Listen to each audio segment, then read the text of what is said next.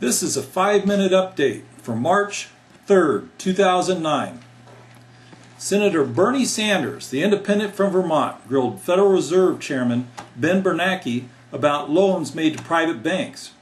Sanders, who usually votes with the Democrats, said it was unacceptable that the Fed refused to reveal who the loans were made to. Created in 1913, the Federal Reserve is the third central bank in the United States history. Since the dissolution of the second Bank of the United States by President Andrew Jackson, banks have been trying to form another central bank. Central banks give private banks like JPMorgan Chase, Citigroup, and BofA power over the financial system. Sanders wanted to know about $2.2 trillion that was lent by the Fed to private banks.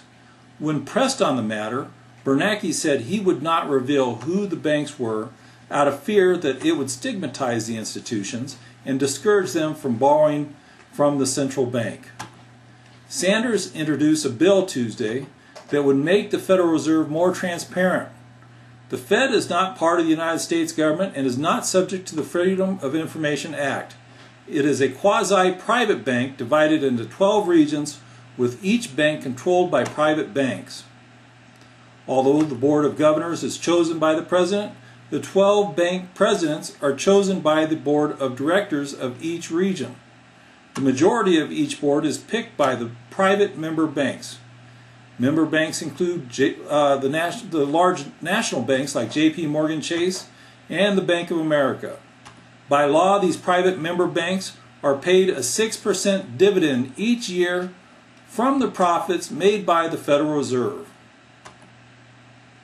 This is not the first time that a senator or congressman has demanded answers from the Federal Reserve. In his presidential bid, Congressman Ron Paul of Texas questioned the wisdom of having a central bank in the first place. Paul said we need to abolish the Federal Reserve so that we can reassert our constitutional authority over monetary policy. When money is created by the Federal Reserve, it is either loaned to the banks or the U.S. government with interest. It is impossible to pay back the principal plus interest because all of the money created must be paid back with Federal Reserve notes. There is no way to pay back interest that was never created in the first place.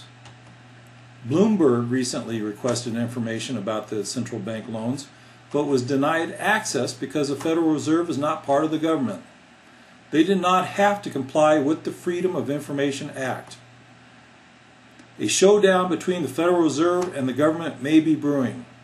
According to Sanders, these loans are backed by the taxpayers. Sanders opposed both the Gramm-Leach-Bliley Act of 1999 and the bank bailout last year. This has been a 5-minute update. Remember to subscribe to our videos. Remember to subscribe to our YouTube channel.